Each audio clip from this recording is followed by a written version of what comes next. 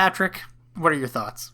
I found it very difficult to get into this movie, and I didn't expect that going in, and I think it's the raised expectations of Nick Cage's recent maybe still going on hot streak. This is the Cage Renaissance. This is Mandy, Pig, the Unbearable Weight of Massive Talent. Like, he's made some good movies lately. And I don't think this is one of them. I don't think it's, to the level of, like, the average Nick Cage movie. Or, like, even in this hot streak, he's made stinkers. Yeah. This isn't necessarily a stinker. But it's not at that same level as the other films that we've seen. And I looked it up. It's gotten pretty middling reviews. I think a lot of people respect it for kind of its director's vision. And, at least back when people respected the director anyways. But, I mean, we talked about the aesthetics are nice. There's really not much story. I wanted this to be more of an adventure film, or there to be more of a journey. Because I mentioned Escape from New York. Okay, Escape from New York, yeah, he meets weird people, and I don't know if I'd really call that an adventure movie. But you know what else this movie is, in terms of the plot? What? It's Shrek. Shrek is an adventure. We've got a castle. We've got that fun scene with the swinging bridge. We got a dragon. We got Robin Hood and His Merry Men.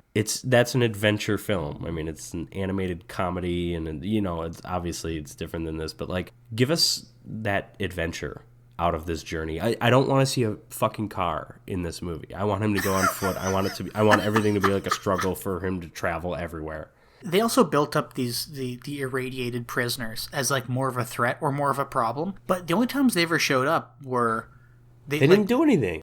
Just do anything? No, they just knocked people out somehow. Then you didn't see them for 15 minutes again, Yeah. There also needed to be some kind of twist. Maybe if it started out and we didn't know the governor was evil.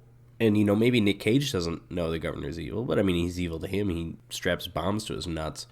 But, and then, halfway through, once he saves Sofia Boutella, then he learns that he's keeping all these sex slaves, and he's like this evil, corrupt government official. Then it's like, oh, that could be interesting, but no. I'm trying to think of all the ways that they could have made this movie better, of which I'm sure there are plenty of ways. But that would have been one of them, to kind of hold all that information back from the audience. But again, I don't even think Nick Cage really knew about his harem. Yeah, that's interesting. That's worth noting. And the only thing that Nick Cage has against the governor is that he made him wear this suit that took out one of his nuts and one of his arms. Which is fair. Significant. But all the people of the world talk about the governor being this evil, corrupt world leader.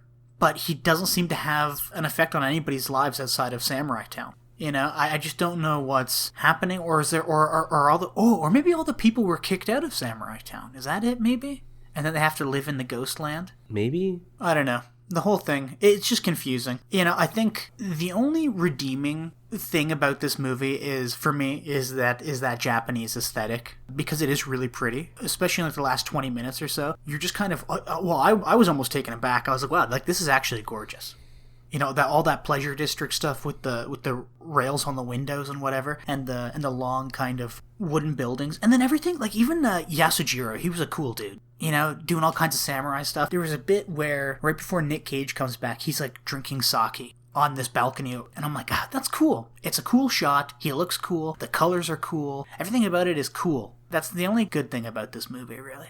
No, it's not the only. There's not the only good thing about this movie. This movie has a strong visual sense. Its action scenes are well directed, well choreographed, That's true. Doubled by Nick Cage's stuntman. Yeah, and as you mentioned, all the squibs are great. I mean, there's a great shot where a guy's head or neck gets stabbed and it spews all over the inside of a paper lantern, which is a really neat shot. There's neat stuff. And then all the dream sequences that I skipped over this time, they all look really neat. They're all kind of spooky. I think maybe that's why people thought it was a horror. People were spooked you don't get people didn't think it was a horror movie. They're just like, it's a weird movie. Horror fans are weirdos. They'll like it. That was all the thought that went into it. But I don't know. This movie was confusing, kind of boring. Not a lot happened. Yeah, for me, the plot being pretty weak was probably the biggest nail in the coffin. Also, we didn't say, but not that he's bad, but Nick Cage didn't really bring a whole lot to the table. He was just kind of there. There was only one scene where he hammed it up. And he doesn't need to ham it up, but no, I mean, that's what he often does. If he was going to be in like a crappy B movie, you might want to see Nick Cage ham it up a bit. I know he's an actual respected actor. He's a good actor. But if you're going to watch something like this, you want to see him be a little crazy. And there's only one scene where he does it, and he's giving like a speech at Clock Tower Town. And he says, "We're going to go back and kill the governor, the man who took my testicle." And you're like, okay. Testicle! Okay, thanks for letting everybody know that you now have one less nut. He's a confident man. He can talk about that.